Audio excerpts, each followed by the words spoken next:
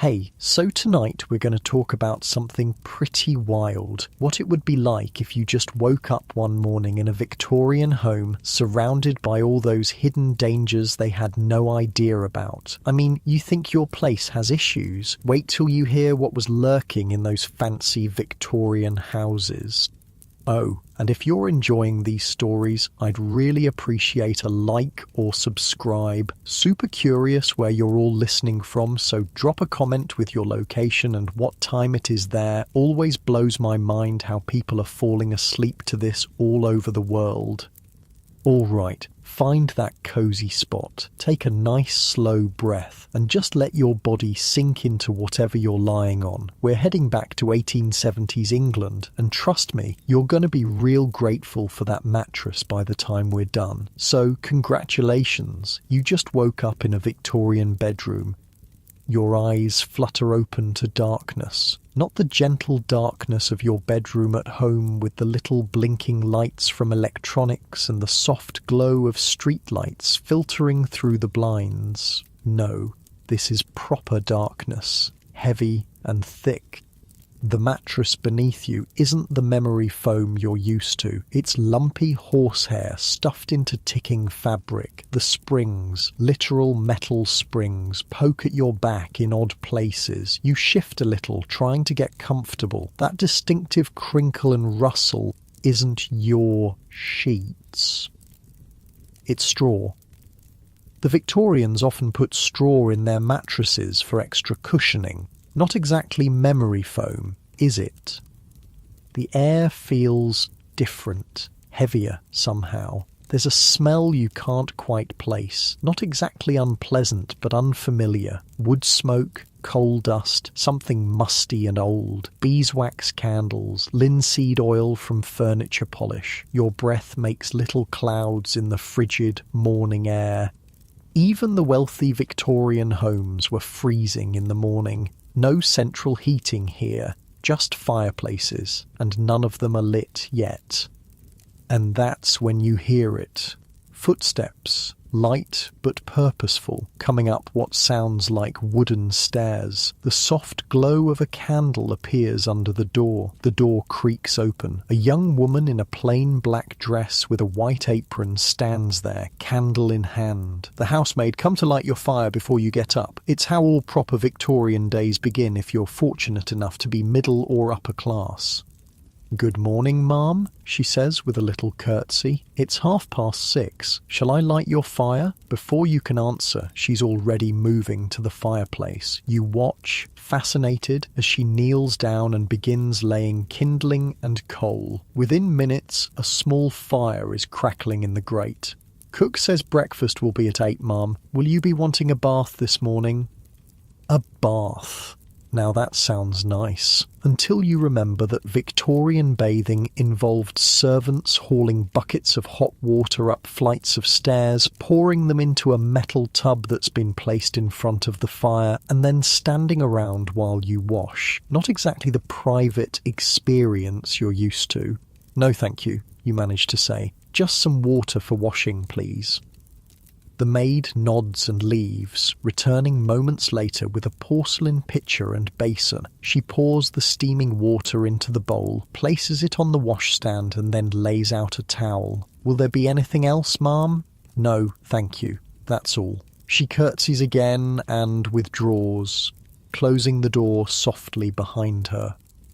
You throw back the heavy wool blankets and quilts and swing your legs over the side of the bed. The floor is bare wood, cold as ice beneath your feet. No wall-to-wall carpeting here, just scattered rugs that do little to ward off the chill.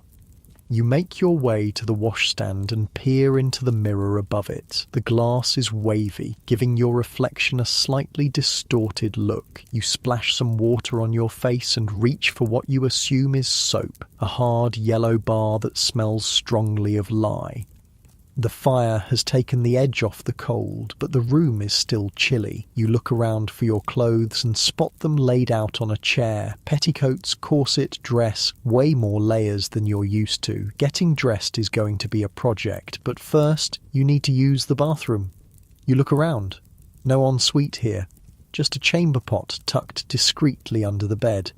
Welcome to Victorian hygiene. You decide to hold it and get dressed first. Maybe there's a proper toilet somewhere in this house. The Victorians did have flush toilets by the 1870s, though they were still something of a novelty. Dressing is a challenge. The corset alone is a puzzle, and you can't possibly lace it properly on your own. You manage to get it on loosely, along with the petticoats, and then struggle into the dress. It's not properly fastened, but it'll have to do for now. You open the bedroom door and step out into a hallway. The walls are covered in richly patterned wallpaper, deep green with gold accents. It's absolutely stunning, with an almost luminous quality to the green. Too bad it's probably full of arsenic. Yeah, that's right, that gorgeous green wallpaper. In Victorian times, they used arsenic to create that vibrant shade of green. Sheely's green, they called it, or Paris green. And it was everywhere. Wallpaper, curtains, clothing, even children's toys. The Victorians were absolutely obsessed with this particular shade, not realising they were essentially surrounding themselves with poison. When it got damp or heated, the arsenic would release into the air. People breathing it in would get sick, headaches, nausea, even death in extreme cases. But the Victorians had no idea. They just thought the wallpaper was pretty. You make a mental note not to lick the walls. Not that you were planning to. You make your way downstairs, one hand on the banister to steady yourself. The stairs are steep and narrow, another hidden danger of Victorian homes. Uneven steps were common, especially in the back stairs used by servants. One misplaced foot and you could take a nasty tumble. The main staircase, though, is grand and well constructed. The wealthy Victorians spared no expense on the parts of their homes that visitors would see. It's the hidden areas, servant stairs, back rooms, where corners were cut. You reach the bottom of the stairs and find yourself in an entrance hall. It's dimly lit, with heavy curtains blocking most of the morning light. Gas lamps flicker on the walls, casting an eerie glow. Another Victorian innovation that brought both convenience and danger. Gas lighting was a huge improvement over candles, but gas leaks were common and could lead to explosions or asphyxiation.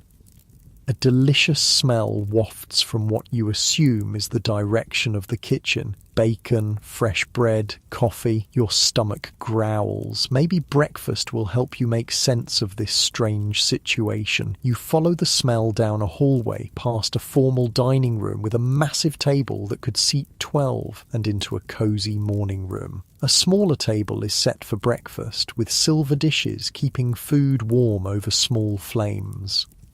You almost laugh at the abundance laid out for just one person. Eggs, bacon, sausages, fish, toast, muffins, jam, and a silver pot of what smells like strong coffee. The Victorians did not believe in light breakfasts. They considered a hearty morning meal essential for health and energy.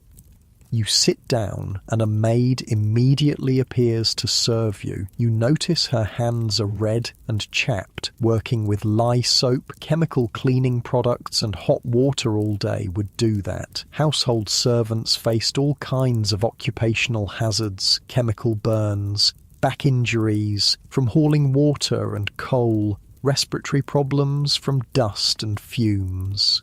"Would you like tea or coffee, ma'am?" she asks. "Coffee, please," you reply, watching as she pours a dark liquid into your cup. You take a sip and nearly choke. It's incredibly strong and bitter. Victorian coffee was often adulterated with chicory or even burnt sugar to stretch expensive coffee beans. And the milk? Well, let's just say pasteurization wasn't standard practice yet. Speaking of milk, that's another hidden killer of the Victorian home. Milk was often purified with borax, an alkali that neutralized the taste of spoiled milk but did nothing to kill the bacteria that might be lurking in it. Thousands of children died from drinking contaminated milk. In the Victorian era, you decide to skip the milk and drink your coffee black. The food, at least, looks good. You help yourself to some eggs and toast, avoiding the sausages. Victorian food safety standards were, well, non-existent, really. Food adulteration was common. Bread might contain alum or chalk to make it whiter. Sausages might include all sorts of questionable fillers. Even tea wasn't safe. Sometimes it contained actual iron filings to make it look like higher quality black tea. As you eat, you gaze around the morning room. It's beautifully decorated with floral wallpaper, thankfully not green, comfortable furniture and knickknacks everywhere. The Victorians loved their stuff. Every surface is covered with photographs, small sculptures, vases, books and decorative boxes. Through the window you can see a garden coming to life in the morning light. A gardener is already at work tending to flower beds. You wonder if he's using Paris green as an insecticide, another common use for the arsenic compound. The maid appears at your elbow. "Will you be receiving visitors this afternoon, ma'am? There are already 2 calling cards that have been delivered." Calling cards. Another Victorian custom. People would leave small cards with their names when they came to visit. If you were home and willing to receive them, they'd be shown in. If not, they'd just leave their card as evidence they'd made the social effort. "No," you say, not ready to face Victorian social customs when you barely understand the basics of surviving in this house. I think I'll go for a walk this morning." Fresh air sounds good right about now, away from the arsenic wallpaper and the gaslights and all the other hidden dangers lurking in this beautiful home. "Very good, ma'am. Shall I have your walking costume prepared?" Your walking costume, because Victorians couldn't just throw on jeans and a t-shirt to go outside. They needed specific outfits for specific activities. And for women, these almost always included corsets, multiple layers, and long skirts that would drag in the street muck.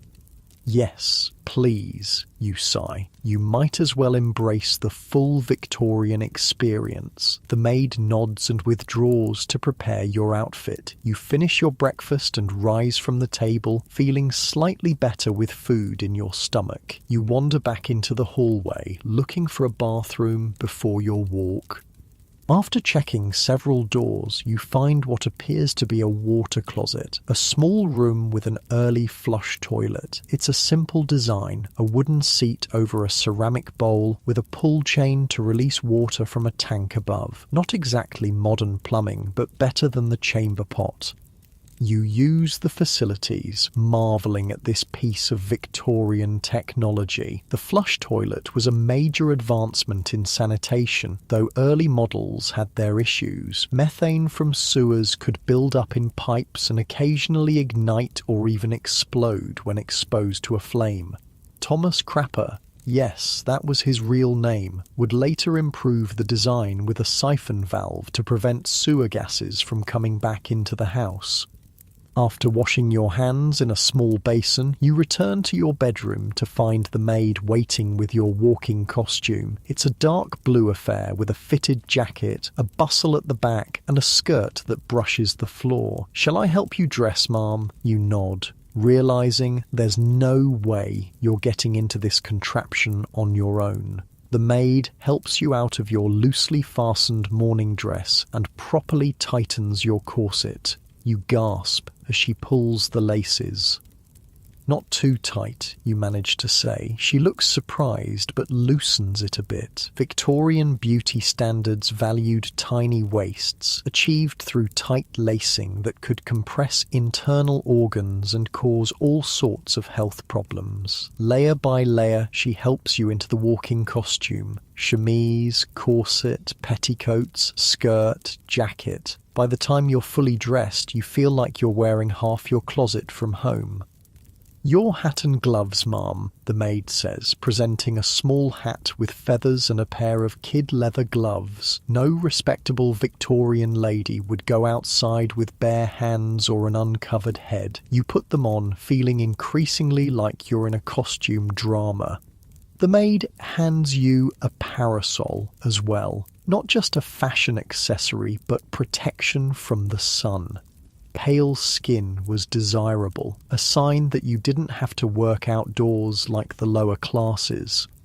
Fully equipped for your Victorian walk, you head downstairs and out the front door into the morning air. The street is already bustling with activity. Horses clip-clop past, pulling carriages. A street vendor calls out selling flowers. Children in ragged clothes play in a side alley. You take a deep breath, relieved to be out of the house with its hidden dangers. But even here, there are hazards. The street is littered with horse manure. The air is thick with coal smoke from thousands of chimneys. And if it starts to rain, those beautiful green dyes in your clothing might begin to leach arsenic onto your skin. Still, it feels good to move, even restricted by your corset and multiple layers. You set off down the street, parasol in hand, taking in the sights and sounds of Victorian England. You notice other ladies out for their morning constitutional, nodding politely as they pass. A gentleman tips his hat to you, and you incline your head in response, playing along with the social customs. As you walk, your mind drifts back to all the hidden dangers you've already encountered in just a few hours in a Victorian home. The arsenic wallpaper, the gas lighting, the potentially contaminated food and milk, the steep, uneven stairs. It's a wonder anyone survived. And yet, millions did. The Victorians were resilient, adapting to their world just as we adapt to ours. They didn't know about the dangers lurking in their beautiful homes, just as we might be unaware of hazards in our own modern environments that future generations will find shocking.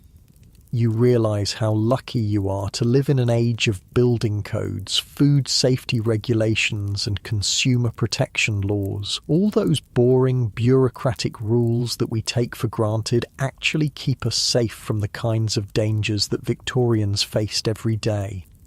Your muscles are starting to feel a bit tight from the corset, and you decide to head back to the house. You've had enough Victorian adventure for one morning. You turn around, watching your step carefully on the uneven cobblestones. Your heavy skirts swish around your ankles as you walk, and you find yourself settling into a rhythm, becoming more comfortable in this strange attire. The grand house comes back into view, its facade impressive with tall windows and ornate detailing. Despite knowing about the hidden killers within, you can't help but admire its beauty. The Victorians certainly knew how to build things to last.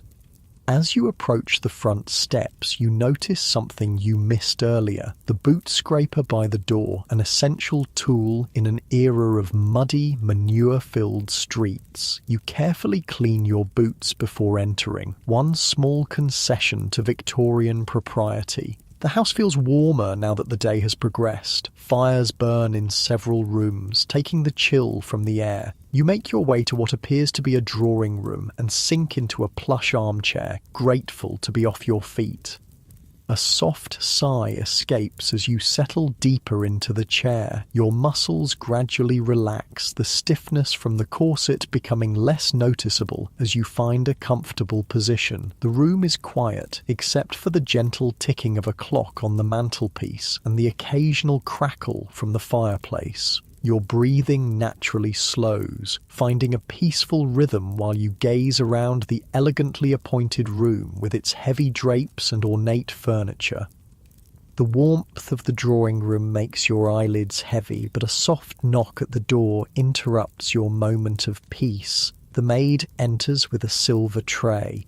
"Your mail, ma'am," she says, placing several envelopes and a newspaper on the small table beside you. "And cook would like to know your preferences for dinner this evening." You blink, trying to imagine what a proper Victorian dinner might include. "Whatever cook recommends will be fine," you reply, taking the safe option.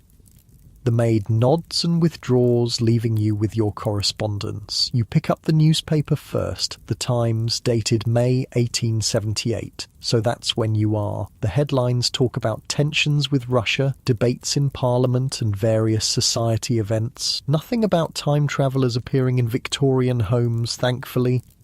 The envelopes contain invitations to teas, dinner parties, and a charity bazaar. Apparently, your Victorian self is quite the social butterfly. You set them aside, more interested in exploring this house and its hidden dangers. You rise from the chair, feeling the constraint of your corset as you do. The Victorians really did themselves no favours with these torture devices. Restricted breathing, compressed internal organs, deformed ribs, all in the name of a fashionably tiny waist. And that's not even mentioning the damage done by the weight of all these skirts hanging from your compressed waist. No wonder Victorian women were always fainting. And speaking of fashion dangers, many Victorian clothing items were dyed with toxic substances. That vibrant green dress in the wardrobe probably contains arsenic. The beautiful red flowers on that hat, likely coloured with mercury. Even the makeup on the dressing table, lead, belladonna, arsenic again. Beauty was quite literally poisonous in the Victorian era. You wander from the drawing room into what appears to be a library. Floor-to-ceiling bookshelves line the walls, filled with leather-bound volumes. A writing desk sits in one corner, complete with inkwell, blotter, and a stack of writing paper. The room smells of leather, paper, and beeswax. It's peaceful here, removed from the bustle of the household. You trail your fingers along the spines of the books, reading titles on history, natural philosophy, poetry, and novels. A large globe stands in one corner, showing the vast British Empire in pink. Next to it, a glass case contains various curiosities, shells, fossils, a stuffed exotic bird with brilliant plumage. Taxidermy was hugely popular in Victorian homes. They loved bringing nature inside, whether it was pressed flowers, stuffed animals, or cases of pinned butterflies. But the methods used to preserve these specimens often involved arsenic soap or mercuric chloride. Even their decorative items could be deadly. You move to the writing desk and sit down, curious about what your Victorian self might have been working on. A half-finished letter lies on the blotter, written in a flowing hand that's not yours. It mentions garden plans and an upcoming visit from someone named Charlotte. The ink is still in liquid form in a small glass well. Iron gall ink, probably. The standard writing ink of the time. It contains tannic acid, which can be corrosive enough to eventually eat through paper. Not immediately dangerous to you, but worth noting as another everyday item with hazardous properties. A soft chiming from a clock on the mantelpiece tells you it's now noon. The house seems to have come fully alive while you were reading. You can hear movement downstairs, the staff preparing lunch perhaps. You rise and continue your exploration, moving into the hallway and toward the back of the house. The kitchen would be interesting to see, but you're not sure if it would be proper for the lady of the house to intrude on the cook's domain. Victorian homes operated on strict hierarchies, with everyone knowing their place.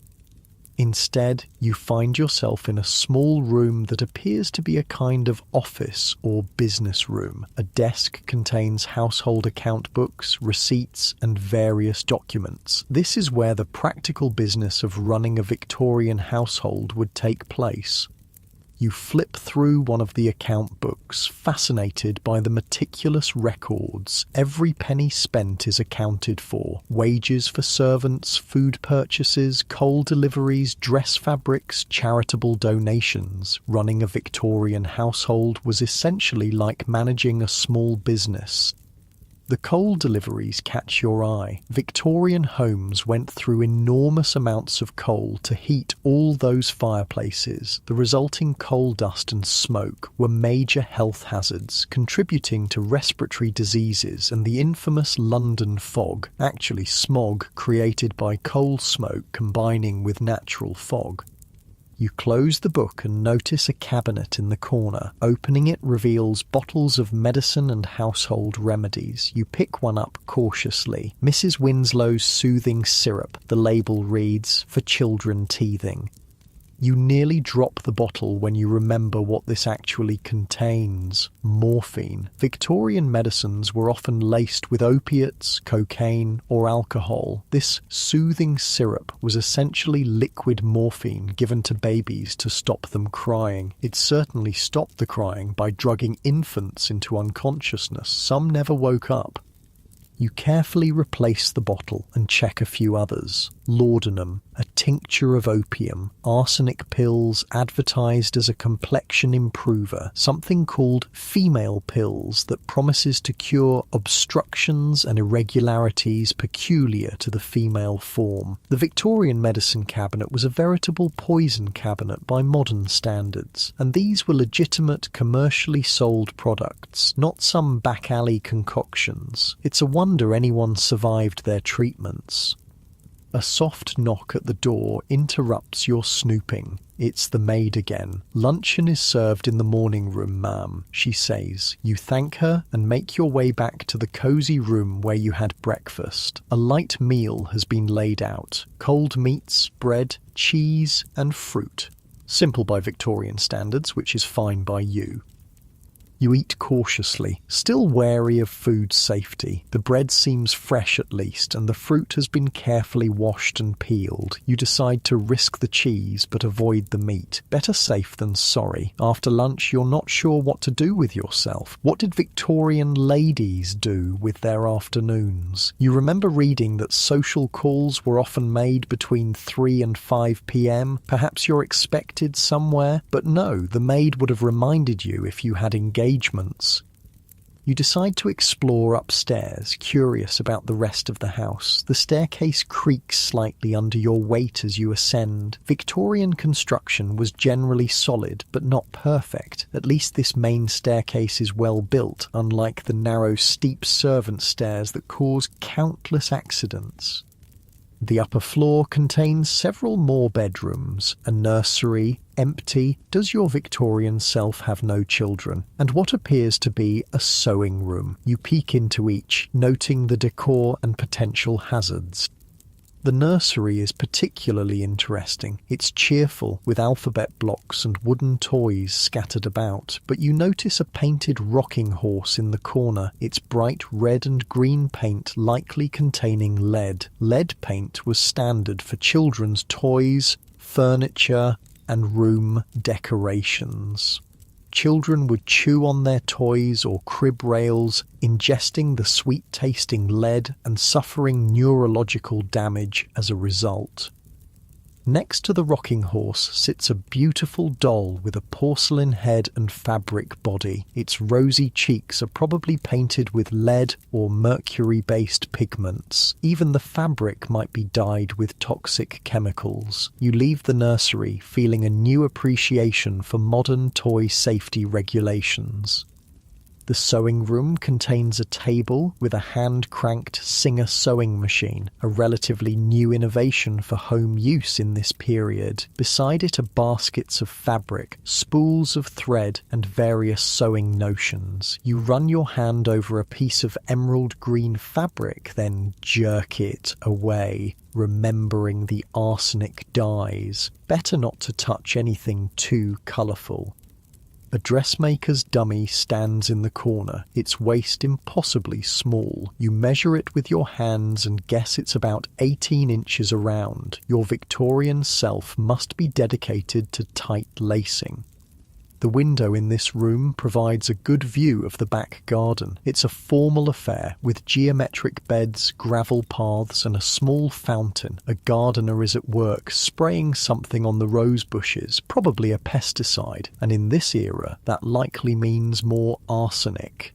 Paris green was commonly used as an insecticide, contaminating soil and potentially the groundwater. You turn away from the window, feeling slightly overwhelmed by all these hidden dangers. Every room, every object seems to harbour some potential harm. How did the Victorians survive? But they did survive, you remind yourself. They were resilient, adaptable, and largely unaware of the risks they lived with. Just as we probably live with hazards that future generations will find shocking. You make your way back downstairs, careful on the steps. Your heavy skirts make navigation tricky, and you have to hold the banister and lift your hem slightly to see your feet. One misstep on these stairs could mean a broken neck. No wonder so many Victorian novels include dramatic falls.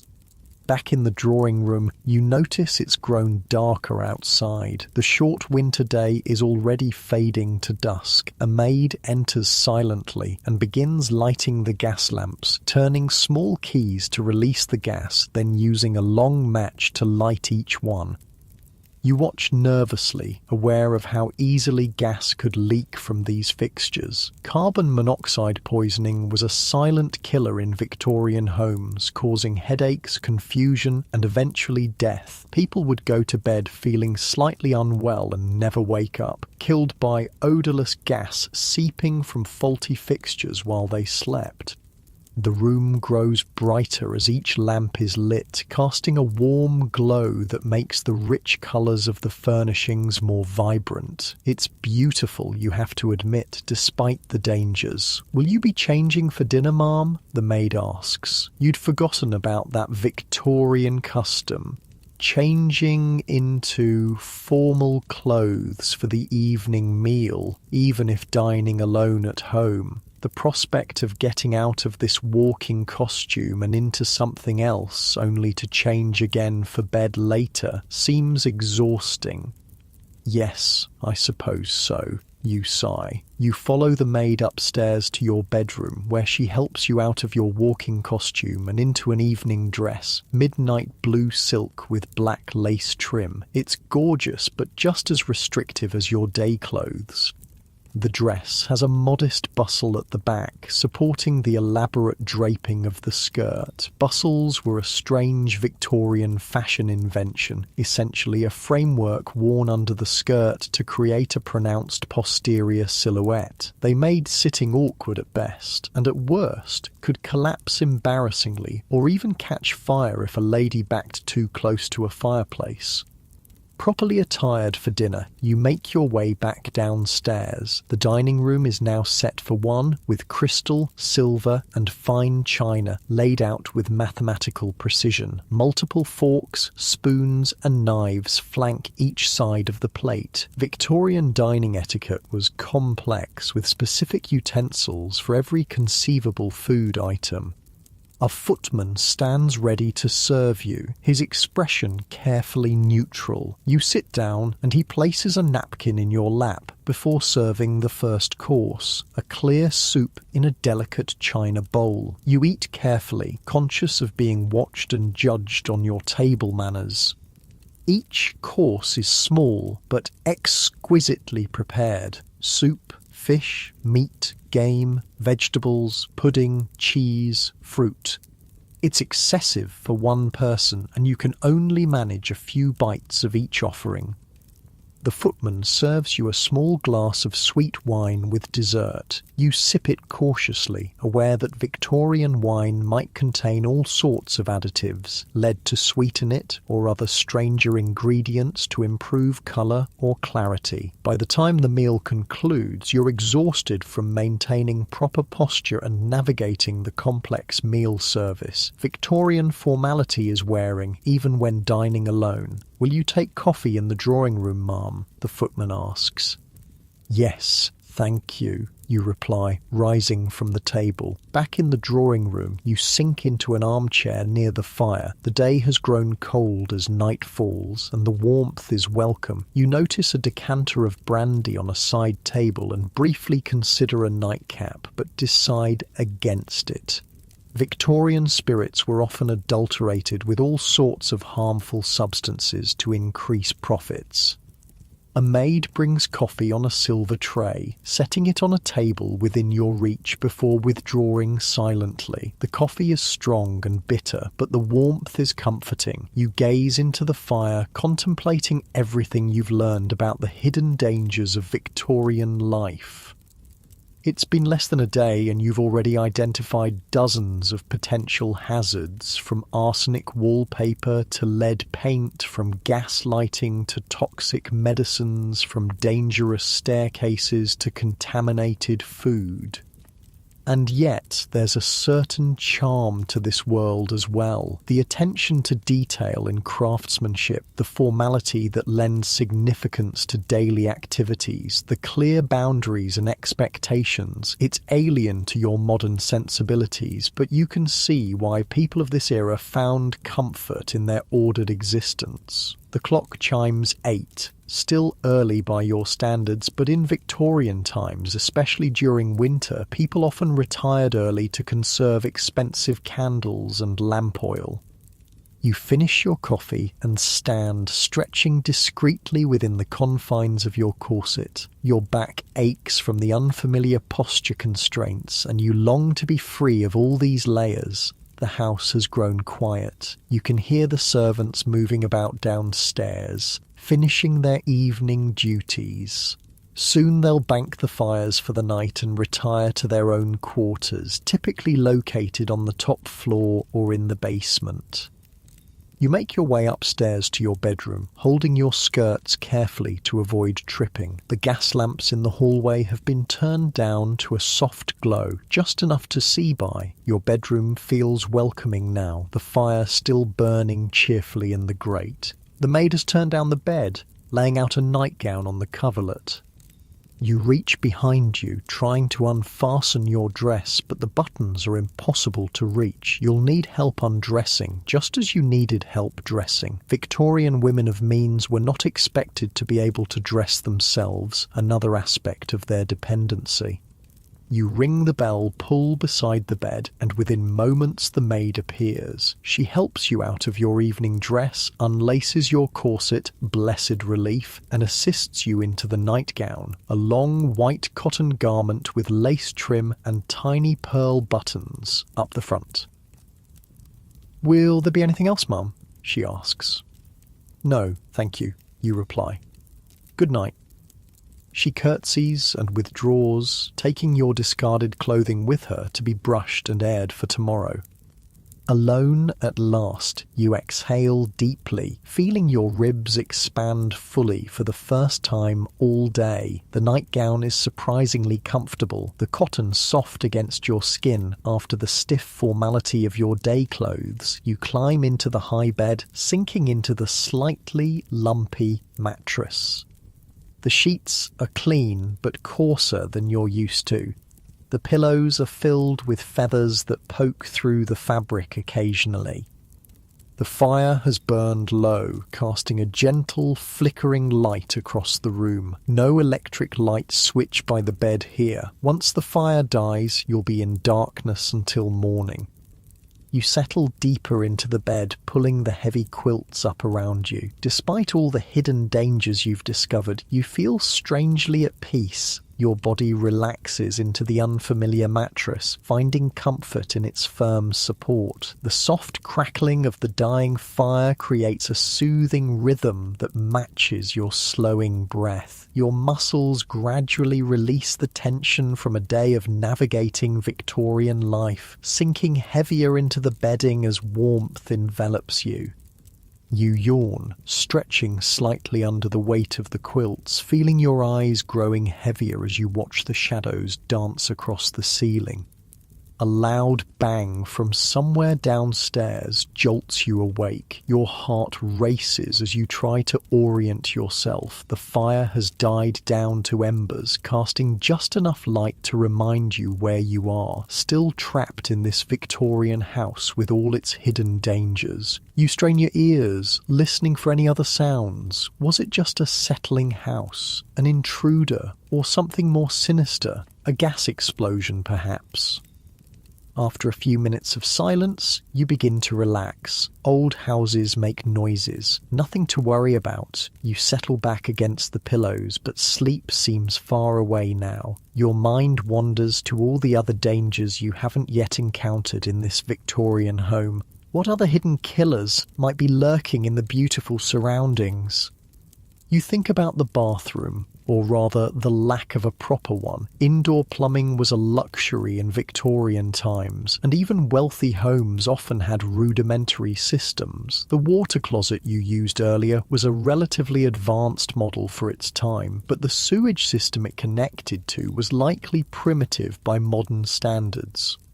Sewer gases, including methane, could build up in these early systems and sometimes leak back into the house. That's why Thomas Crapper's invention of the S-trap was so important. It created a water barrier that prevented gases from rising back through the pipes.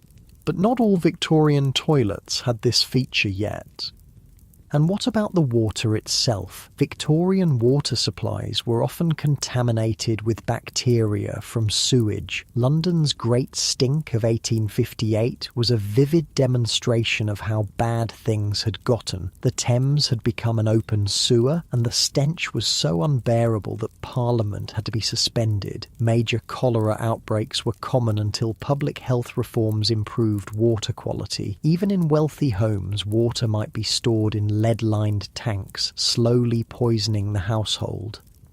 You shiver under the blankets, not just from the cooling room, but from the thought of all these invisible threats. The Victorians lived in a world of unseen dangers. Bacteria they couldn't detect, gases they couldn't smell, poisons they didn't recognise. Unable to fall back asleep, you sit up in bed and reach for the candlestick on the bedside table. Matches. Where would matches be? You fumble in the near darkness and find a small box. Carefully, you strike one against the side of the box.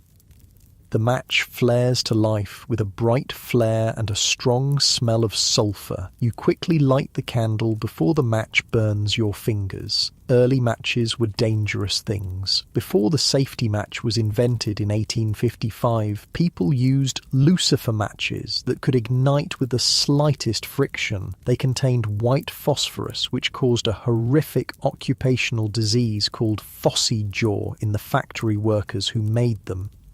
The toxic phosphorus would enter the body through the gums, causing abscesses, bone decay, and eventual disfigurement as the jawbone literally rotted away. Workers' faces would glow in the dark from the phosphorus in their systems. Many died painful deaths, while others committed suicide rather than face the progressive deformity. The candle gives a steady, warm light, much safer than those early matches. You look around the room, seeing it differently in the soft glow. Shadows dance on the wallpaper, bringing the patterns to life. Your nightgown provides little warmth and the fire is nearly out. You consider ringing for a servant to rekindle it, but it seems cruel to wake someone just for your comfort. Instead, you spot a dressing gown laid across a chair and pull it on over your nightclothes. The thick wool instantly provides warmth. You slide your feet into slippers and decide to explore the house by candlelight. It feels adventurous, almost rebellious to wander a Victorian home at night. You open your bedroom door carefully, trying to avoid any creaks that might wake the household. The hallway is dark and silent. You lift your candle higher, watching the shadows retreat from its light. The grand staircase looks different at night, more imposing, almost threatening. You descend slowly, one hand holding the candle, the other clutching the banister. The steps seem steeper in the dim light, and you're acutely aware of how easily you could fall. Household accidents were a leading cause of death in Victorian times, and stairs were particularly dangerous. You reach the bottom safely and pause, considering which way to go. The drawing room holds little interest now. You've already explored it thoroughly. Instead, you turn toward the back of the house, curious about the kitchen and service areas you haven't yet seen. A long corridor leads past the dining room toward what must be the servants' domain. You follow it, your slippers silent on the wooden floor. The house feels larger at night, the shadows concealing its true dimensions. You reach a baize door, the traditional barrier between the family areas and the servants' quarters. It's covered in green fabric to muffle sounds from the kitchen and to create a clear boundary between the two worlds of the Victorian house. You push it open gently. and step into a different realm. The air is cooler here, the decor much plainer. No expensive wallpaper or ornate mouldings, just simple painted walls and functional furnishings. A large kitchen opens up before you. By daylight it would be a busy, steamy place full of activity. Now it's quiet and still, but signs of the day's work remain. A large cast iron range dominates one wall, its fire banked for the night but still radiating some heat. Copper pots hang from a rack, gleaming dully in your candlelight. A massive wooden table occupies the centre of the room, its surface scarred from years of food preparation. You set your candle on the table and look around with interest. The kitchen was the heart of the Victorian home, but it was also one of the most dangerous rooms. Burns and scalds were common injuries for cooks and kitchen maids who worked with open flames and boiling liquids all day. The heavy cast-iron pots could cause serious injuries if dropped. Even the range itself was hazardous. Its coal fire required constant attention, and the smoke and fumes contributed to respiratory problems.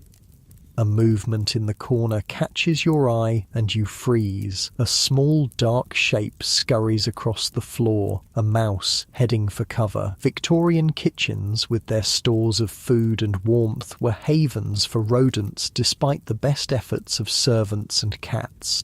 Speaking of cats, you hear a soft meow and turn to see a tabby watching you from atop a large cupboard. The kitchen cat, kept not as a pet but as a working animal to control the mouse population, it regards you with amber eyes, seemingly unbothered by your intrusion into its domain.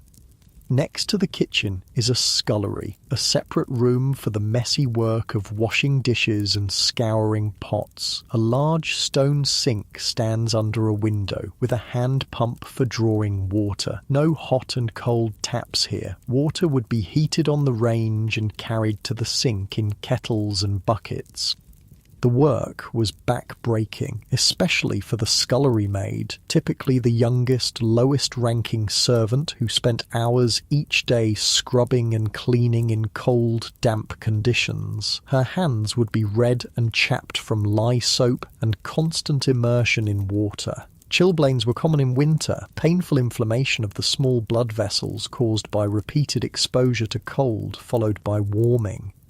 You leave the scullery and continue exploring. A door leads to a small pantry, its shelves lined with foodstuffs, flour, sugar, dried beans, and preserves in glass jars. You lift your candle to examine the labels, curious about Victorian food storage. One jar contains pickled vegetables, a common preservation method before refrigeration, but the metal lid gives you pause. It's likely sealed with lead solder, which could leach into the food and cause chronic lead poisoning. The symptoms, fatigue, irritability, abdominal pain, would often go unrecognized or be attributed to other causes. Another shelf holds bottles of sauce and condiments, including the popular Worcestershire sauce. The original recipe contained anchovies fermented in brine, creating the distinctive savoury flavour that Victorians loved. But without modern refrigeration and preservatives, these condiments could harbour dangerous bacteria, especially once opened. You back out of the pantry, suddenly less interested in Victorian cuisine. Your candle is burning low, and you should return upstairs before you're discovered wandering where the lady of the house has no business being. As you turn to leave, another door catches your attention, probably leading to the cellar. Victorian cellars were multi-purpose spaces used for storing coal, wine, and preserved foods. They were often damp, poorly ventilated, and breeding grounds for mould and fungi. Some of these moulds could be toxic, especially black mould that thrived in damp conditions. The Victorians wouldn't have understood the connection between mould exposure and respiratory problems, headaches, or fatigue. They might attribute such symptoms to bad air or miasmas, rather than identifying the specific cause. You decide against exploring the cellar. It would be dark, possibly locked, and venturing down steep stone steps by candlelight seems unnecessarily risky. Instead, you make your way back through the kitchen toward the bay's door. As you pass the range, you notice a collection of flat irons on a shelf nearby. These solid metal implements would be heated on the range and then used to press clothing and linens. Before electric irons, this was how wrinkles were removed, with heavy, scorching hot pieces of metal that required skill and caution to use without burning oneself or the fabric. Laundry work was another hazardous occupation in Victorian times. The washerwomen or laundry maids would use caustic soaps, boiling water, and dangerous equipment like mangles, devices with heavy rollers that pressed water from wet clothes but could crush fingers if used carelessly. The chemicals used in laundering were harsh: lye for making soap, oxalic acid for removing stains, and various bleaching agents. Prolonged exposure could cause skin damage, respiratory problems, and even chemical burns. You push through the bay's door, returning to the more familiar territory of the main house. The contrast between the plain, functional servants' areas and the ornate family spaces is striking, a physical manifestation of the rigid class divisions of Victorian society. The clock in the hallway shows it's just past midnight, the witching hour. You smile at the thought. The Victorians were certainly superstitious enough to believe in such things. Spiritualism was wildly popular, with seances and spirit communications a fashionable pastime among the upper classes. Even Queen Victoria herself had consulted mediums after Prince Albert's death. You make your way back to the grand staircase and begin to climb, your candle casting strange, elongated shadows on the walls. The house creaks and settles around you, the sounds more noticeable in the night's silence.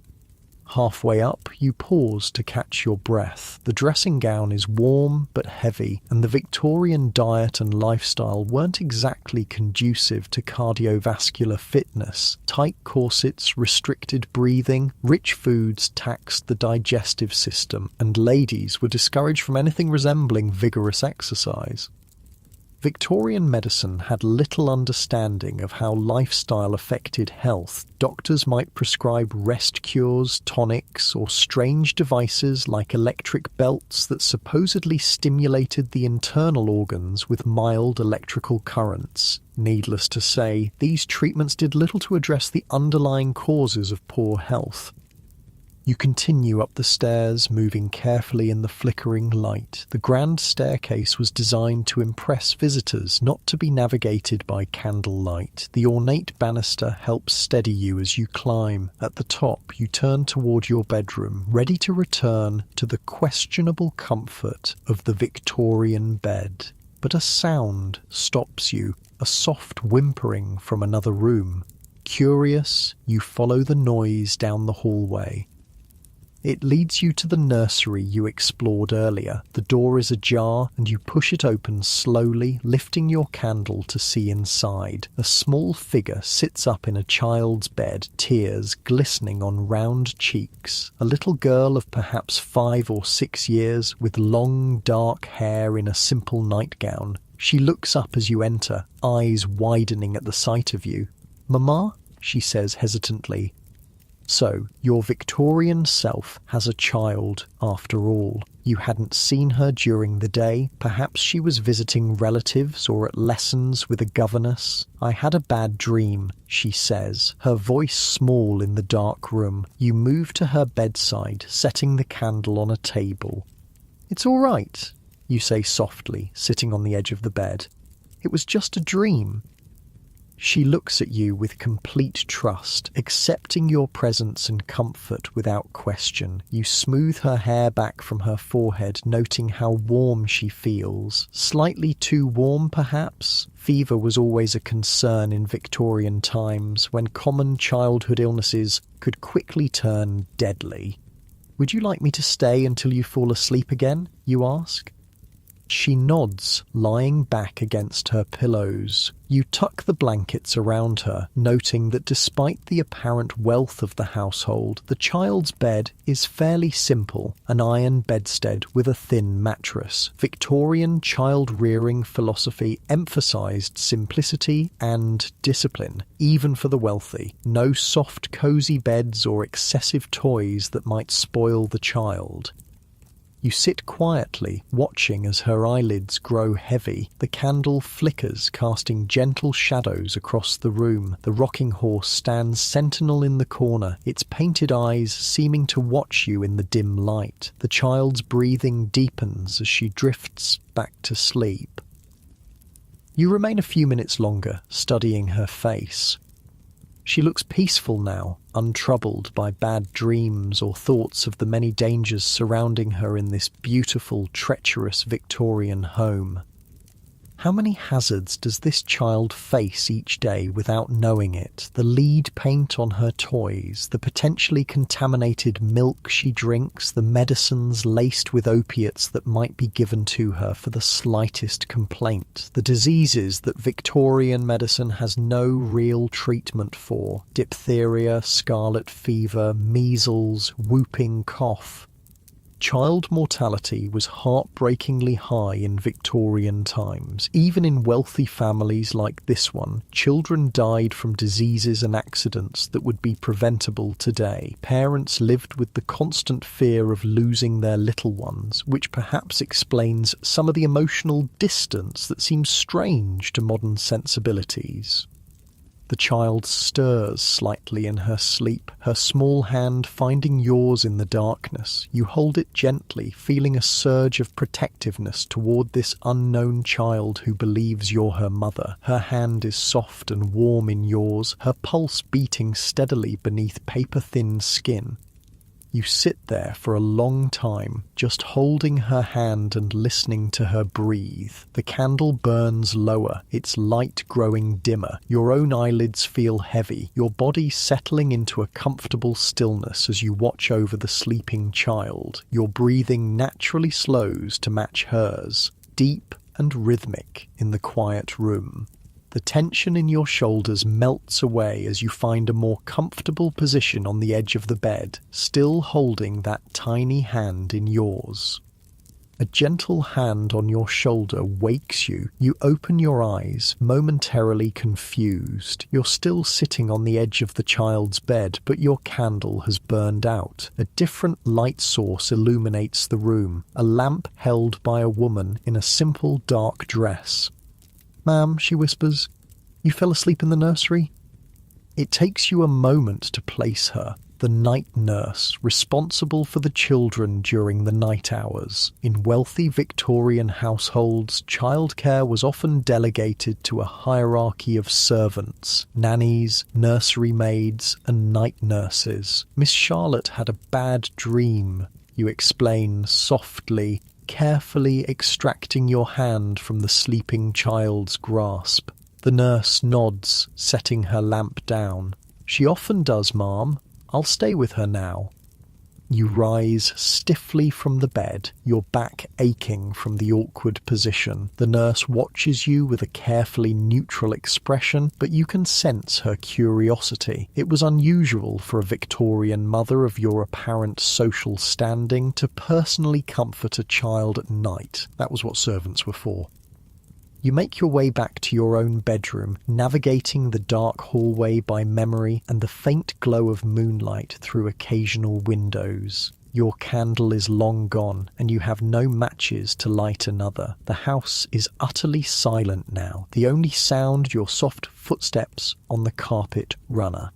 You reach your bedroom and slip inside, grateful to find the embers in the fireplace still providing a faint red glow to see by. The bed looks inviting after your uncomfortable doze in the nursery. You shed the heavy dressing gown and climb under the covers, sinking into the mattress with a sigh of relief. As you lie there, waiting for sleep to reclaim you, your mind drifts back to the child. Charlotte. What kind of life would she have in this beautiful, dangerous Victorian world? What expectations and limitations would shape her future? For a girl of her apparent social class, education would be limited and focused on accomplishments rather than intellectual development. Music, drawing, perhaps French or Italian, needlework, skills designed to make her an attractive marriage prospect, not to develop her mind or prepare her for independence. Her world would grow increasingly constrained as she matured. The relative freedom of childhood would give way to the rigid expectations of Victorian girlhood and womanhood. Her body would be disciplined with corsets and restrictive clothing. Her behaviour would be policed according to strict social codes. And her health would face numerous threats beyond the everyday dangers of the Victorian home. Puberty would bring the additional hazard of childbearing in an era before antibiotics or safe caesarean sections. Maternal mortality was high, even among the wealthy. Women died from hemorrhage, infection, and eclampsia, conditions that are treatable today but were often fatal in Victorian times. You turn onto your side, pulling the blankets higher against the chill. The fire has almost died now, leaving the room in near darkness. Your thoughts continue to circle, unable to settle.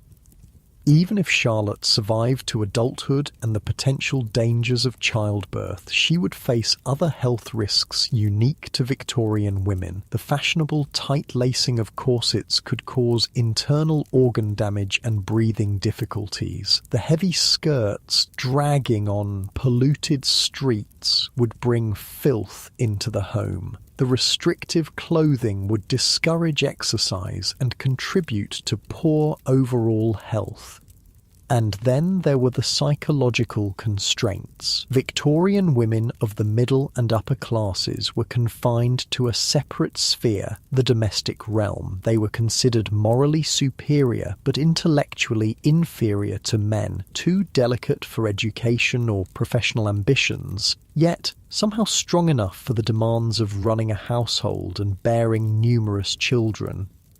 The result was often what Victorian doctors called hysteria, a catch-all diagnosis for women's physical and mental health complaints that we now recognise as depression, anxiety, and legitimate physical ailments. The treatments were sometimes as harmful as the conditions themselves, from arrest cures that involved complete isolation to surgical interventions like female castration, removal of the ovaries.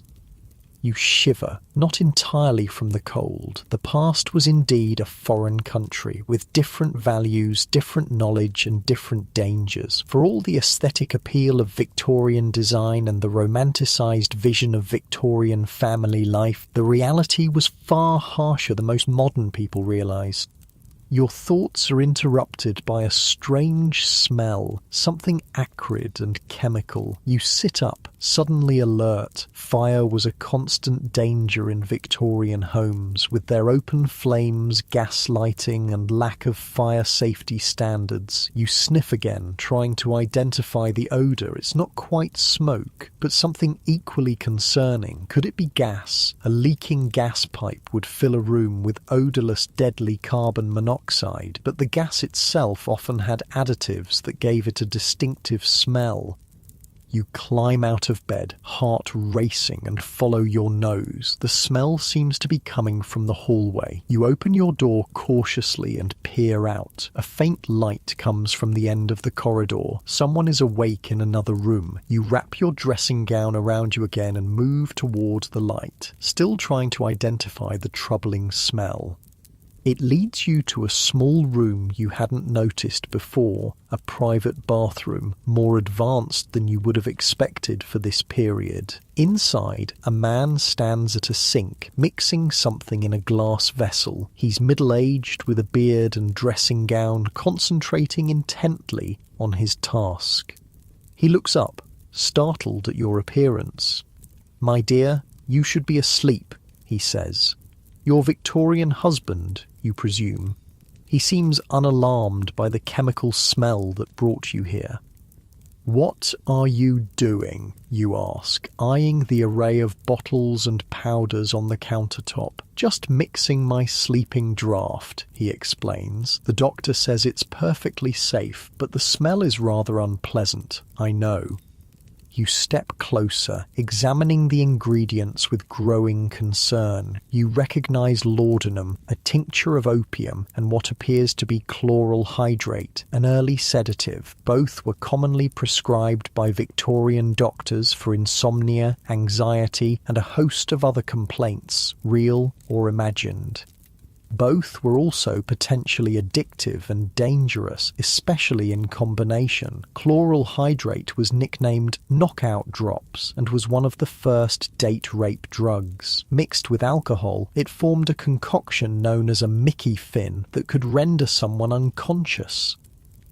"Does it help you sleep?" you ask cautiously. He nods, stirring the mixture with a glass rod. "Most effectively, though it does leave one rather groggy in the morning. The price we pay for modern medicine, I suppose." Modern medicine, indeed. You watch as he measures out a dose with a small glass dropper, adds it to a tumbler of water, and drinks it down with a grimace. "Vile stuff," he comments, "but better than lying awake until dawn. You should return to bed, my dear. No sense in both of us suffering from insomnia." You nod, backing out of the bathroom. He follows, turning down the gas lamp and closing the door behind him. The smell lingers in the hallway, but it's already dissipating. "Good night," he says formally, giving you a slight bow before heading toward what you assume is his bedroom. Separate bedrooms were common among the Victorian upper classes, another difference from modern domestic arrangements. You return to your own room, troubled by what you've witnessed. How many Victorians were slowly poisoning themselves with doctor-prescribed chemicals? Laudanum addiction was widespread but rarely acknowledged. Women were particularly vulnerable, often being prescribed opiates for female complaints and then becoming dependent on the drugs.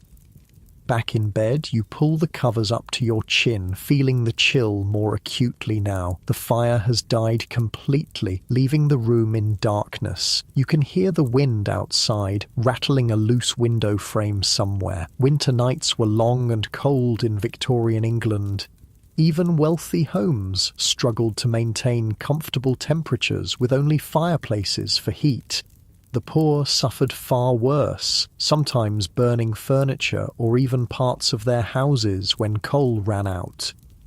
You think of the servants sleeping in attic rooms far above or basement chambers below. Their quarters would be Spartan at best. Narrow beds, minimal furnishings, perhaps a small fireplace shared among several rooms. They would rise before the family, prepare the house for the day, and work until late evening, all for wages that barely covered their basic needs. The inequality of Victorian society was stark and accepted as natural. The rigid class hierarchy shaped every aspect of life, from housing to education to healthcare. The wealthy might pity the poor, might engage in charity, but few questioned the fundamental structures that created such disparities. You burrow deeper under the blankets, seeking warmth and comfort. Despite all its dangers and injustices, there's something compelling about this Victorian world. The craftsmanship in everyday objects, the attention to beauty in ordinary things, the clear social codes that, while restrictive, provided structure and meaning. But you wouldn't want to live here permanently, not with the arsenic in the wallpaper, the lead in the paint, the opium in the medicine cabinet, and all the other hidden killers lurking in plain sight. Your thoughts drift to your own modern home, with its smoke detectors and carbon monoxide alarms, its child-proof cabinets and lead-free paint. The safety features you take for granted are the result of hard lessons learned, often at tragic cost. The wind rises outside, sending another rattling sound through the house. Old houses are always noisy at night, settling and creaking as temperature changes cause materials to expand and contract. You listen to the sounds of the Victorian night, the wind, the house, the occasional distant noise from the street. No cars, no airplanes, no electronic hums or beeps, just the natural sounds of weather and wood and the occasional clip-clop of a late-night hansom cab passing by.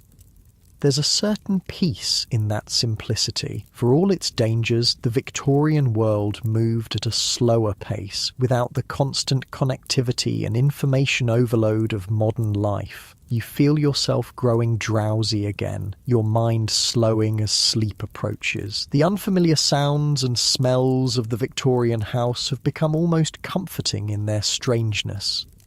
Tomorrow will bring more discoveries, more hidden dangers to identify, but for now, sleep beckons, drawing you down into its depths. The heavy quilts create a cocoon of warmth around you, and despite the unfamiliar surroundings, your body relaxes into the mattress. Your last conscious thought is of Charlotte, sleeping peacefully in her nursery under the watchful eye of the night nurse. What will her future hold in this beautiful, dangerous Victorian world?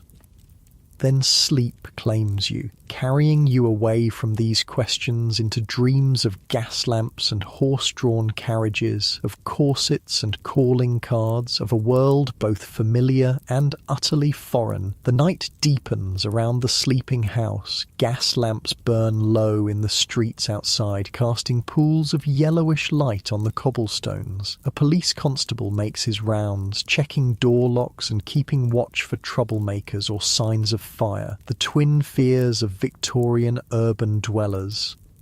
Inside, the household sleeps, the family in their separate bedrooms, the servants in their attic quarters. The kitchen cat prowls for mice, its eyes gleaming in the darkness. The fires have all died down to embers or gone out entirely, allowing the winter chill to creep back into the rooms.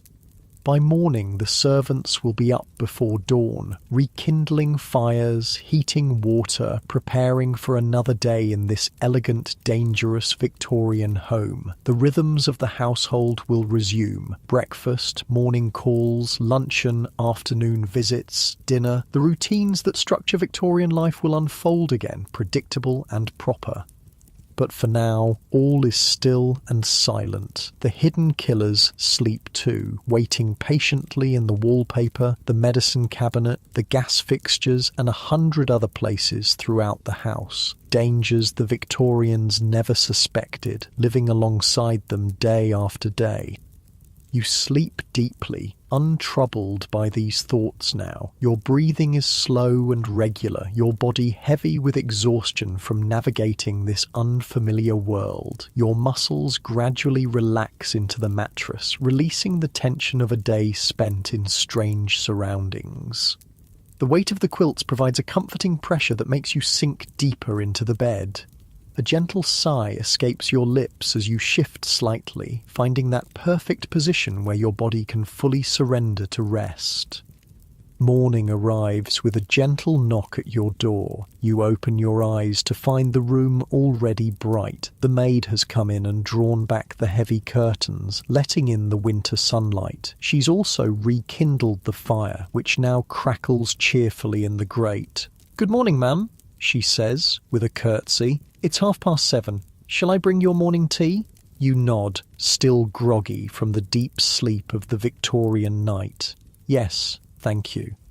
She withdraws, and you push yourself up against the pillows, taking in the room with fresh eyes. In daylight, the Victorian bedroom reveals new details: the fine craftsmanship of the furniture, the subtle patterns in the wallpaper, the small decorative objects arranged on surfaces. Beauty was important to the Victorians, who filled their homes with ornate, handcrafted items. The maid returns promptly with a silver tray bearing a teapot, cup and saucer, and a small plate of thin toast. She sets it on a table near the bed and pours you a cup of steaming tea. "Will you be wanting a bath this morning, ma'am?" she asks. You consider this. A Victorian bath would involve servants hauling multiple buckets of hot water up from the kitchen, filling a portable tub in front of the fire. It would be a production requiring significant effort from the household staff. No, thank you, you reply. Just washing water will be fine. She nods and leaves to fetch it, returning shortly with the same porcelain pitcher and basin from yesterday. The routine of Victorian morning ablutions begins again, washing with a cloth at the basin rather than showering, cleaning your teeth with a boar bristle brush and tooth powder rather than modern toothpaste. You sip the strong tea between these activities, finding comfort in its warmth and familiar taste. Tea, at least, hasn't changed much since Victorian times, though the lead that might have been in the solder of the teapot is something you prefer not to think about. The toast is dry and plain. Victorians didn't typically butter their breakfast toast, considering it too heavy for the morning meal. It's a small cultural difference that highlights how even our eating habits have evolved over time. As you finish your simple breakfast, your mind turns to the coming day. What new dangers will you discover in this beautiful, treacherous Victorian home? What other hidden killers might be lurking behind the elegant facade? The maid returns to help you dress. Today you choose a simpler morning dress from the wardrobe, still requiring a corset unfortunately, but with fewer layers and trimmings than yesterday's walking costume. You're starting to understand why Victorian women changed clothes multiple times a day. Each outfit was designed for specific activities and times, and none were particularly comfortable for extended wear. Properly attired for the morning, you make your way downstairs. The house is more active today. You can hear voices from various rooms, footsteps on the stairs, the clatter of dishes from the direction of the kitchen. In the morning room, you find Charlotte having her breakfast, under the supervision of a stern-looking woman in a black dress. The nanny, presumably. The child's face lights up when she sees you. "Good morning, Mamma," she says politely. "Good morning, Charlotte," you reply. Sitting down at the table, the nanny gives you a respectful nod. "Miss Charlotte has finished her lessons for this morning, ma'am. Shall I take her for her walk in the park now, or would you prefer she remain at home?" Before you can answer, a maid enters with a small silver tray bearing a calling card. "Mrs. Henderson has called, ma'am," she announces. "She says it's regarding the charity bazaar next week."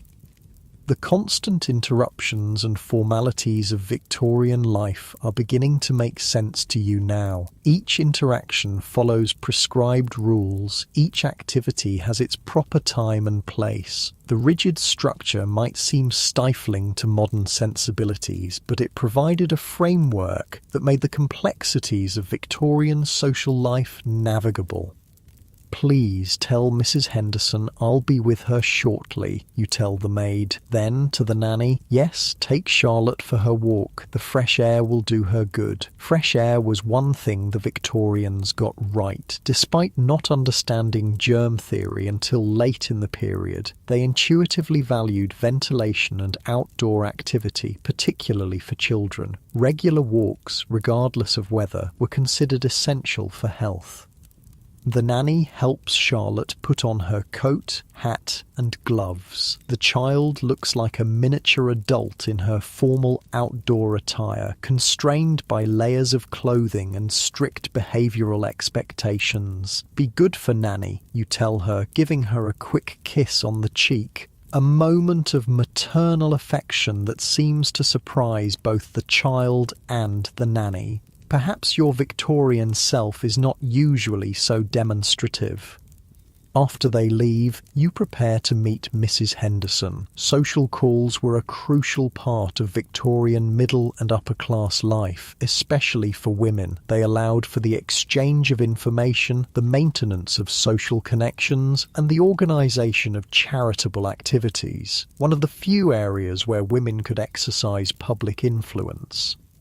You enter the drawing room to find a plump, middle-aged woman in an elaborate visiting dress waiting for you. She rises as you enter, extending her hand. "My dear Mrs. Wallace," she exclaims, "how well you look today. I've come about the flower arrangements for the bazaar. I know we agreed on chrysanthemums, but Mrs. Pemberton is using those for her stall, and it simply won't do to have duplications." You nod as if this makes perfect sense, though the details of the charity bazaar are a mystery to you. What do you suggest instead, you ask, taking a seat across from her. Mrs. Henderson launches into a detailed discussion of seasonal flower availability, cost considerations, and the symbolic meanings of various blooms. The Victorians attached significant symbolism to flowers, using them to communicate messages that couldn't be spoken directly in their constrained social environment. As she talks, you notice a slight headache beginning behind your eyes. The air in the drawing room feels stuffy despite the high ceilings. You glance at the wallpaper, a floral pattern in shades of blue and cream. Not green, thankfully, so probably not containing arsenic. But who knows what other chemicals might be present in the dyes?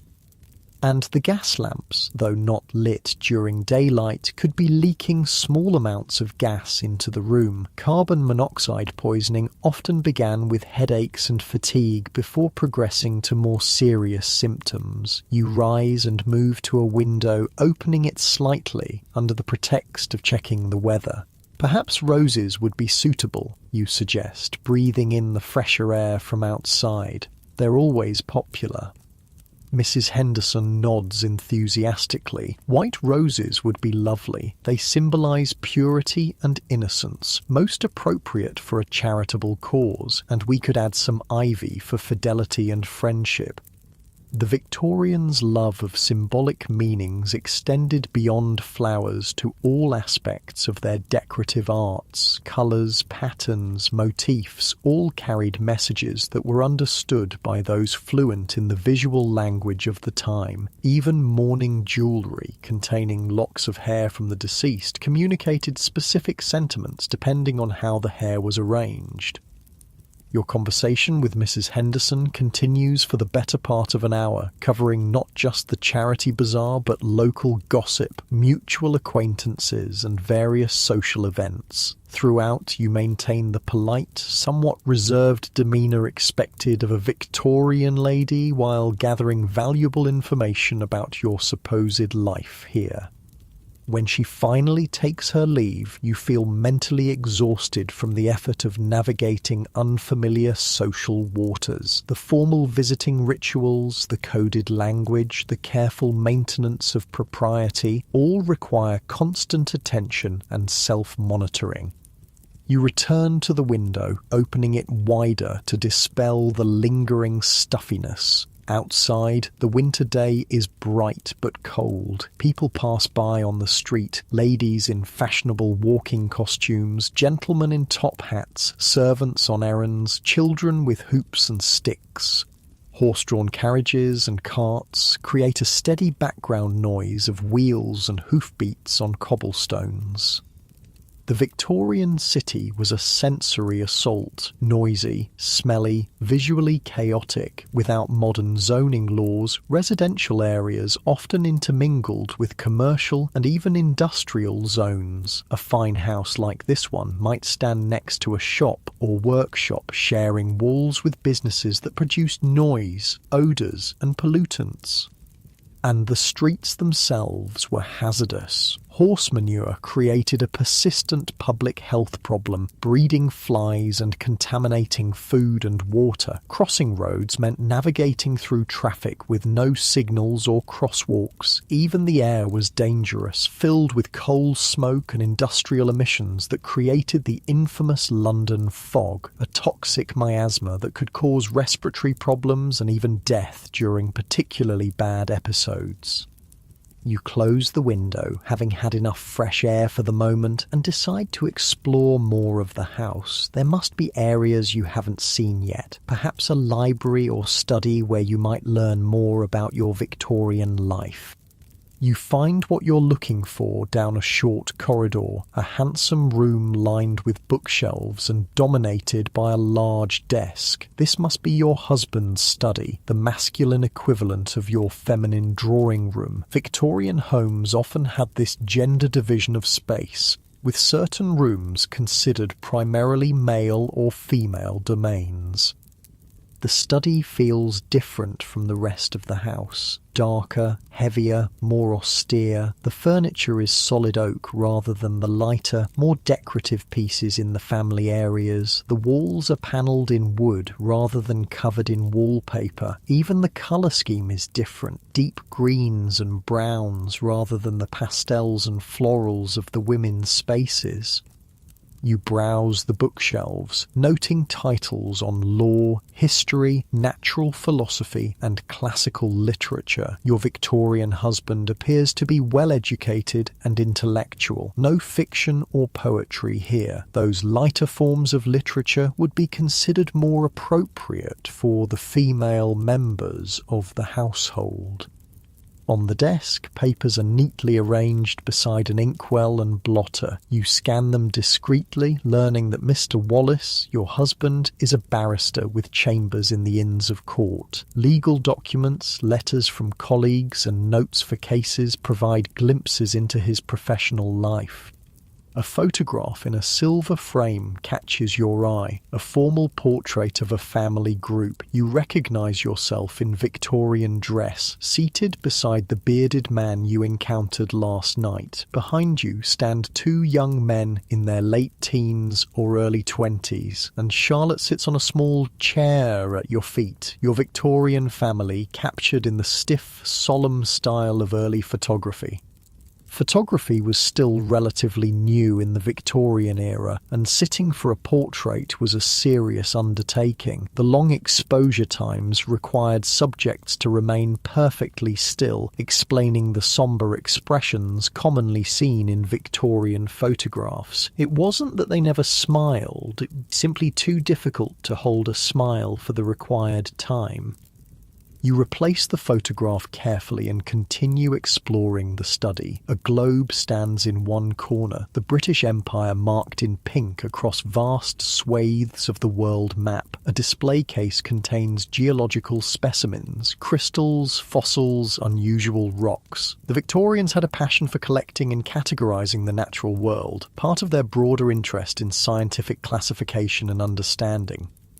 But even here, in this seemingly safe, scholarly environment, dangers lurk. The taxidermied birds on the mantelpiece were likely preserved with arsenic. The beautiful mineral specimens might include toxic substances like cinnabar, mercury sulfide, or realgar, arsenic sulfide.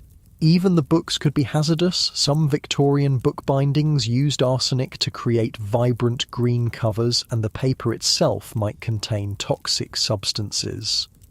You begin to feel that nowhere in this Victorian home is truly safe. Every beautiful object, every convenience, every luxury potentially harbours some hidden killer. It's a sobering realisation about the cost of progress. Innovations often arrive before their dangers are fully understood. A soft knock at the door interrupts your thoughts. It's the maid again. "Luncheon is served, ma'am," she announces, "and Miss Charlotte has returned from her walk." You thank her and head to the morning room where a light meal has been laid out. Charlotte is already seated, her outdoor clothes removed, looking pink-cheeked and refreshed from her time in the park. "Did you enjoy your walk?" you ask, taking a seat beside her. "Yes, Mamma," she replies politely. "We saw the band in the park, and Nanny bought me a hot chestnut." Street vendors selling hot chestnuts were a common sight in Victorian winters, providing welcome warmth for both hands and stomach on cold days. It was one of the small pleasures available even to the less affluent classes, a momentary respite from the harsh realities of Victorian urban life. Lunch is a simple affair by Victorian standards. Cold meats, bread, cheese, and fruit. Charlotte eats daintily, clearly well trained in proper table manners. Victorian children of the middle and upper classes were expected to behave like miniature adults, particularly at meal times. As you eat, you study Charlotte more carefully. She appears healthy and well cared for, if somewhat subdued by modern standards. Victorian child-rearing emphasized obedience, restraint, and proper behavior rather than emotional expression or individuality. What lessons did you have this morning, you ask? Genuinely curious about Victorian education for girls. Scripture and French, Mama, she replies, and I practiced my scales on the pianoforte. A typical education for a girl of her class, focused on moral instruction, basic academic subjects, and the accomplishments that would make her an attractive marriage prospect in the future. The goal was not to develop her intellect or prepare her for independence, but to mould her into a proper Victorian lady who would make a suitable wife and mother. After lunch, you spend a quiet hour with Charlotte in the drawing room. She shows you her needlework, a sampler she's stitching with the alphabet, and a moral verse. Her small fingers work the needle competently, though you notice she squints slightly at the fine stitches. Victorian children often developed vision problems from detailed handwork in poor lighting. Eyeglasses existed but were not always provided promptly, and the stigma attached to wearing them sometimes prevented their use, particularly for girls whose appearance was considered so important to their future prospects. When the nanny returns to take Charlotte for her afternoon lessons, you feel a surprising reluctance to see her go. Despite knowing this is not really your child, you've developed a protective feeling toward her, an awareness of the many threats she faces in this beautiful, dangerous Victorian world. The afternoon stretches before you, empty of obligations until tea time. You decide to write a letter, a quintessentially Victorian activity that filled many leisure hours for women of your class. At the small writing desk in the corner of the drawing room, you find stationery, pens, and ink. The act of writing with a dip pen requires concentration and care. The nib must be filled with just the right amount of ink, applied to the paper at the correct angle and refilled frequently. It's a meditative process, so different from the rapid typing or swiping of the modern world. You address your letter to a fictional friend, using it as an opportunity to record your observations about Victorian life and its hidden dangers. The physical act of writing helps organise your thoughts, creating a record of your strange experience in this other time. As your pen moves across the paper, you become aware of a growing feeling of unreality. The Victorian world around you feels simultaneously more solid and more dreamlike. The weight of your corset, the scratch of the pen nib, the ticking of the mantel clock all seem hyper-real, yet distant. You finish your letter and set it aside to dry. The winter afternoon is already fading to dusk outside the windows. Soon it will be time for tea, then dinner, then another night in this fascinating, frightening Victorian home. But as you rise from the writing desk, a wave of dizziness washes over you. You steady yourself against the furniture, blinking rapidly as the room seems to shimmer around you. Is it coal gas from the lamps, lead from the pipes in your drinking water, arsenic from the wallpaper, or something else entirely? The drawing room blurs and shifts. You close your eyes against the disorientation, and when you open them again, you're no longer standing. You're lying down in darkness, but not in the Victorian bedroom with its lumpy horsehair mattress. This bed feels different, softer, more yielding. Memory floods back. Your own bed, your own room. The 21st century, the Victorian experience was just a vivid dream, a journey through time that existed only in your mind. You lie still, adjusting to this realization. Around you, the familiar shapes of your modern bedroom gradually become visible in the dim light. No gas lamps here, no arsenic wallpaper, no dangerous staircase waiting to trip you in the darkness. Instead, your home contains smoke detectors, carbon monoxide alarms, circuit breakers, child-proof locks, lead-free paint, and countless other safety features that you normally take for granted. Innovations developed over decades, often in response to tragedies caused by the very dangers you experienced in your Victorian dream.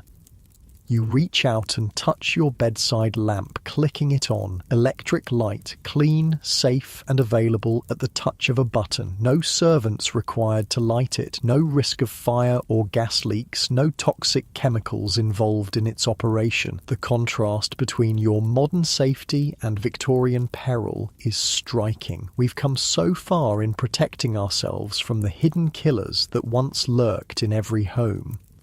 But your dream has given you a new appreciation for the Victorians themselves. They weren't fools or deliberately reckless. They simply didn't know what we now know. They embraced new technologies and products that improved their lives, unaware of the dangers these innovations sometimes introduced.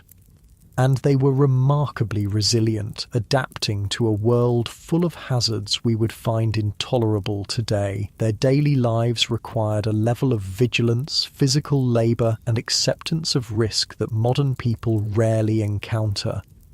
You settle back against your pillows, feeling a new gratitude for the safety of your modern home. Your bed cradles you comfortably, free from lumps and poking springs. Your room is warm without the need for a fire that might die during the night. Your water is clean. Your food is safe. Your medicines are tested and regulated. These comforts and protections didn't happen by accident. They resulted from scientific advances, public health campaigns, consumer protection laws, and countless small improvements over the decades since Victorian times. Progress that often came at a cost. The illnesses, injuries, and deaths that eventually revealed the hidden killers and led to safer alternatives. Your eyelids grow heavy as you contemplate this evolution of safety. The comfortable weight of your blankets presses you gently into the mattress. Your modern bedroom, with all its technological conveniences, wraps around you like a protective cocoon. You yawn, feeling sleep approaching again. But this time there's no anxiety about what dangers might lurk in the darkness. No worry about gas leaks or arsenic dust or structural hazards. Just the peaceful certainty of modern safety standards and building codes. Your breathing slows, becoming deeper and more regular. Your muscles relax one by one, releasing the last tensions of the day. First, your feet and legs grow heavy, then your hips and torso sink deeper into the mattress. Your shoulders drop, your neck relaxes, and your head settles perfectly into the pillow.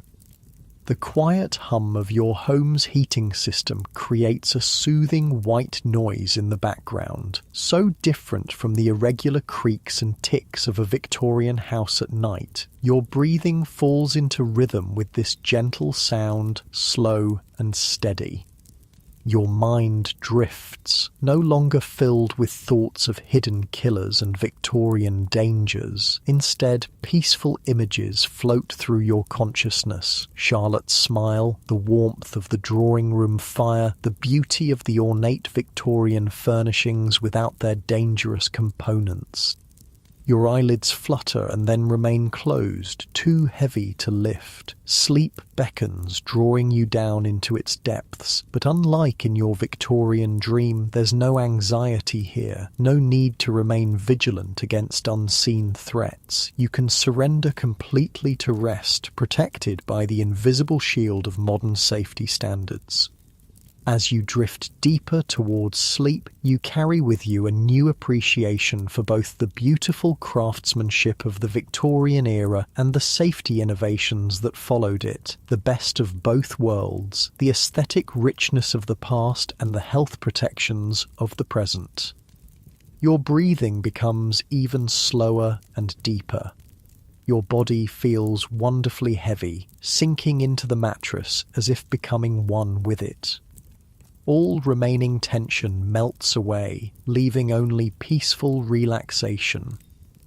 Your mind grows quieter, thoughts becoming fewer and more distant. The border between wakefulness and sleep grows blurry, indistinct. You hover in that delicious in-between state where reality softens and dreams begin to form at the edges of consciousness. And then you cross over, sliding gently into sleep. No Victorian dangers follow you there, only the peaceful knowledge that when you wake, you'll be in your safe modern home, protected from the hidden killers that once lurked in even the most beautiful Victorian houses.